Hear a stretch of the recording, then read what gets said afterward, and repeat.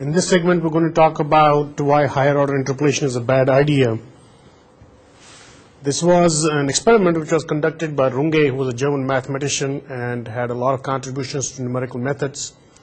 In 1901, what he wanted to show was that higher order interpolation is a bad idea. So he took a simple function which you are seeing here, 1 divided by 1 plus 25x squared. And what he did was he said, hey, let me go ahead and take up, let's suppose, 6 data points which are equidistantly spaced. So you have 6 data points which are equidistantly spaced on this function of 1 divided by 1 plus 25x squared from minus 1 to plus 1. And this blue line which is shown there is simply the function itself. So that's the original function. So the 6 data points are given in the table here right from the function itself. And what he wanted to do was to say that, hey, let me go ahead and take these 6 data points and let a fifth order polynomial pass through those 6 data points. Because you have 6 data points, you can take a fifth order polynomial and make it go through those 6 data points. And this is what he obtained. So here what you're finding out that you have these 6 data points which you have, and the blue line which you are seeing here is the original function. So the blue line is the original function, and the red line which you are seeing here is basically the fifth order polynomial going through those 6 data points. And you're already finding out there is a vast difference between what you get as the interpolated value, or let's suppose at x equal to 0, and what you have as the value at x equal to 1. So fifth order polynomial turns out to be not a good approximation for the original function 1 divided by 1 plus 25x squared. So people thought that maybe, Runge thought that maybe it's because he's not taking enough data points from minus 1 to plus 1.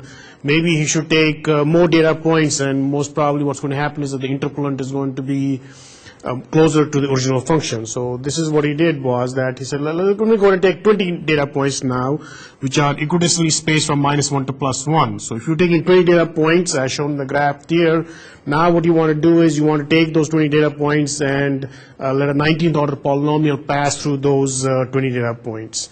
So let's see what happens now. And you can see that it's worse now. So you're finding out that your original function is the blue line. The interpolant, the 19th order polynomial which you are seeing here, is the red line, and you're already finding out the red line is giving you values which are astronomical as opposed to what they originally are at these endpoints there. So you're finding out that higher order interpolation is a bad idea. In fact, if you take more and more data points equidistantly spaced from minus 1 to plus 1, what's going to happen is that you're going to get even more error in the interpolant between the function value and the interpolant values itself, especially at the endpoint. So what you're finding out is that as you take more data points, yes, between about maybe 0.7 and plus 0.7, you're finding out that the original function and the interpolant itself are matching, but it's at the endpoints where you're having the problem where you get the largest difference between the interpolant and the Runge's function itself. So what is the antidote to this problem is something called spline interpolation. Spline interpolation is explained in a separate segment, and what we are finding out here is that if we do spline interpolation for the same 20 data points which we had in the previous graph, that the spline interpolant, which is the green curve which you are seeing here, is you cannot see the blue line itself. The blue line is the original function, and the reason why you're not able to see the blue line is because the original function and the spline are almost on top of each other. So you're finding out that this cubic spline interpolation interpolant which has been drawn through the 20 data points which were chosen for the interpolant do a better job of interpolating the function as opposed to the 19th order polynomial. So this also shows you that spline interpolation is the answer to higher order interpolation, which might be a bad idea. Now there's a Wolfram demonstration which is being shown here with permission from Wolfram Research, who are the makers of Mathematica.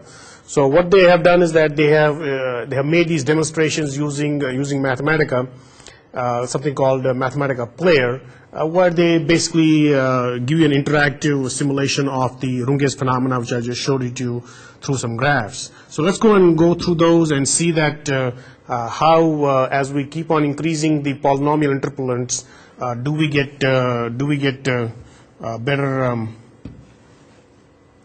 better approximation. So here we have we are choosing equally spaced data points, and now this is the fifth order polynomial, fourth order polynomial going through the function itself.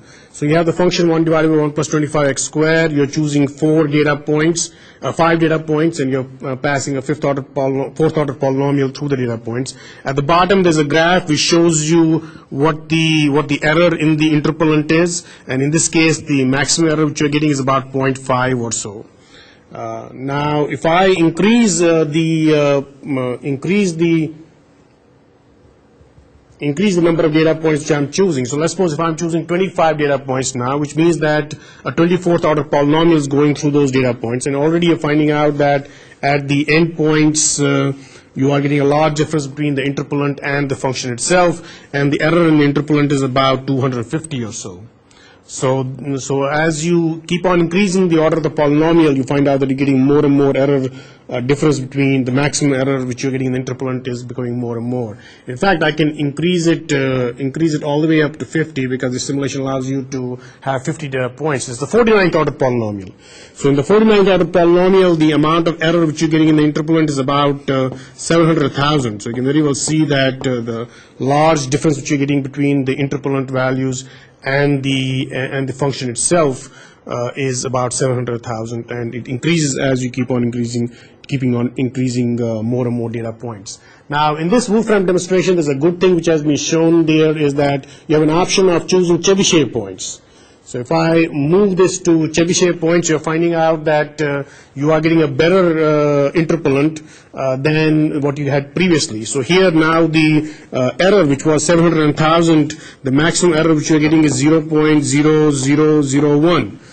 So what is difference between the Chebyshev points and the equally spaced points which are used in this demonstration is that the Chebyshev points are skewed more towards the endpoints. You have more points chosen for the interpolation near the ends as opposed to equally spaced as we had previously, and this seems to answer the question that, hey, if we want to reduce the amount of error between the original function and the interpolant, that we need to choose Chebyshev points to be able to do that.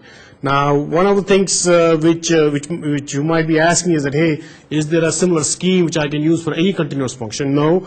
Faber, a great mathematician, he showed in a theorem that there is no specific way which you can, no general way which you can come up with how to choose data points to approximate a curve without getting into too much error between the interpolant and the function itself. But in this particular case, for this particular function 1 divided by 1 plus 25x squared, the Chebyshev points do work the best in terms of reducing the amount of error between the interpolant and the function itself. And that's the end of this segment.